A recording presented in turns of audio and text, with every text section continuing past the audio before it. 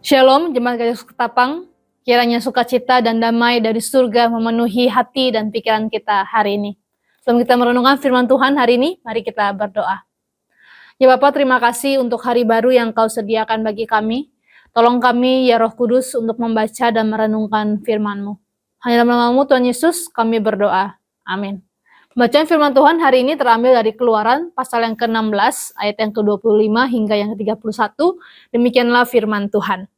Selanjutnya kata Musa, makanlah itu pada hari ini, sebab hari ini adalah sabat untuk Tuhan, dan pada hari ini tidaklah kamu mendapatnya di padang. 6 hari lamanya kamu memungutnya, tetapi pada hari yang ke-7 ada sabat, maka roti itu tidak ada pada hari itu. Tetapi ketika pada hari ke-7 ada dari bangsa itu yang keluar memungutnya, tidaklah mereka mendapatnya. Sebab itu Tuhan berfirman kepada Musa, berapa lama lagi kamu menolak mengikuti segala perintahku dan hukumku? Perhatikanlah Tuhan telah memberikan sabat itu kepadamu, itulah sebabnya pada hari ke-6 ia memberikan kepadamu roti untuk 2 hari. Tinggallah kamu di tempatmu masing-masing, seorang pun tidak boleh keluar dari tempatnya pada hari ke-7 itu. Lalu beristirahatlah bangsa itu pada hari ke-7, umat Israel menyebutnya namanya mana. Warnanya putih seperti ketumbar dan rasanya seperti rasa kue madu. Terima kasih Kristus, bagian ini terjadi ketika bangsa Israel sedang berada di padang gurun. Mereka baru saja keluar dari perbudakan di Mesir, dan perjalanan dari Mesir menuju Kanaan itu bukan sekedar perjalanan geografis, itu adalah proses yang Tuhan pakai untuk membentuk dan memurnikan hati bangsa Israel. Salah satunya melalui perikop yang kita baca hari ini dalam hal mengumpulkan mana, yaitu roti dari surga. Setiap pagi bangsa Israel harus memungut mana sejumlah tertentu yang cukup dimakan dalam satu hari. Tuhan berfirman bahwa mana itu tidak boleh disimpan untuk esok hari, karena jika disimpan akan menjadi busuk. Namun pada hari yang ke-6, mereka diperintahkan untuk mengumpulkan 2 kali lipat, sebab hari yang ke-7 adalah hari Sabat, yaitu hari perhentian yang dikuduskan bagi Tuhan. Menariknya tetap saja ada orang yang keluar pada hari ke-7 untuk mencari mana. Dan sesuai firman Tuhan, mereka tidak mendapat apa-apa. Dan Tuhan menegur keras tindakan mereka ini. Apa yang kita bisa pelajari dari kisah ini? Yang pertama, melalui peristiwa ini Tuhan tidak hanya memberi umatnya makanan, melainkan ia sedang melatih kepercayaan mereka kepada Tuhan. Setiap hari mereka didorong untuk bergantung seutuhnya kepada Tuhan. Mereka tidak boleh menimbun sebagai jaminan masa depan. Mereka harus belajar bahwa sumber hidup mereka bukanlah persediaan, tetapi Tuhan sendiri. Jika kita jujur, bukankah kita juga sering seperti itu, Bapak Saudara? Kita merasa lebih tenang jika ada cadangan mana di lumbung kita. Itu mungkin tabungan yang cukup, rencana yang matang, jadwal yang penuh, kontrol kita akan situasi.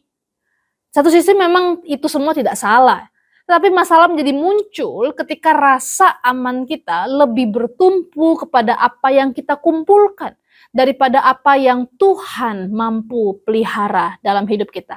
Tuhan rindu umatnya untuk lebih bergantung kepada Dia, Sang Pemberi berkat, bukan terikat kepada berkat-berkat Tuhan. Yang kedua, Tuhan menetapkan hari Sabat. Di tengah kerasnya padang gurun, Tuhan memberi sebuah ritme, yaitu 6 hari bekerja dan 1 hari berhenti. Ini bukan sekedar aturan religius, ini sebuah anugerah dari Tuhan. Tuhan tahu manusia itu mudah diperbudak lagi. Kali ini bukan oleh Firaun, tetapi oleh kecemasan dan ambisi pribadinya. Dengan Sabat, Tuhan itu berkata, berhentilah. Dunia ini tidak bergantung kepadamu, aku yang memelihara kamu. Firman Tuhan ini mengingatkan kita bahwa berkat hari yang ke-6 pun cukup untuk hari yang ke-7. Artinya, Tuhan tidak pernah kekurangan cara untuk mencukupkan umatnya. Bagi kita hari ini mungkin padang gurun itu berupa tekanan pekerjaan, kebutuhan ekonomi, pelayanan yang padat, atau pergumulan dalam keluarga. Kita bangun pagi dengan daftar tanggung jawab yang panjang. Dalam situasi seperti itu, firman Tuhan mengingatkan kita untuk beranilah berhenti. Sediakan waktu untuk beribadah, bersaat teduh, untuk beristirahat, untuk bersama keluarga tanpa terganggu pekerjaan, untuk bersyukur dan menikmati berkat yang Tuhan berikan bagi kita setiap hari. Ketika kita berhenti dengan iman, kita sedang berkata, Tuhan, Engkaulah sumber hidupku. Perhentian adalah tindakan percaya kita kepada Dia. Terima kasih Kristus di padang gurun, Allah tidak pernah meninggalkan Israel. Ia hadir setiap pagi melalui mana dan hadir setiap minggu melalui Sabat.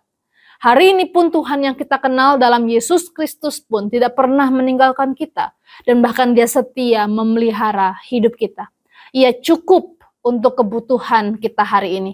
Jika hidupnya saja Yesus sudah berikan bagi kita, masa sih untuk hal-hal sederhana dalam hidup sehari-hari Tuhan Yesus tidak mampu cukupkan dan pelihara.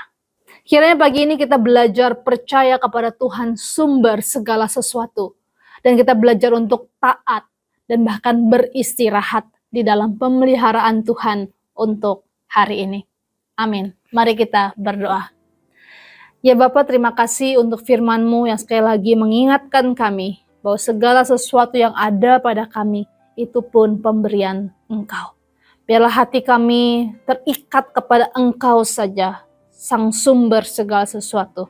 Dan sungguh apapun yang kami lakukan, kami sungguh boleh memuliakan nama-Mu. Ya Tuhan, tolong setiap kami untuk melakukan firman-Mu. Hanya dalam nama Tuhan Yesus kami sudah berdoa. Amin.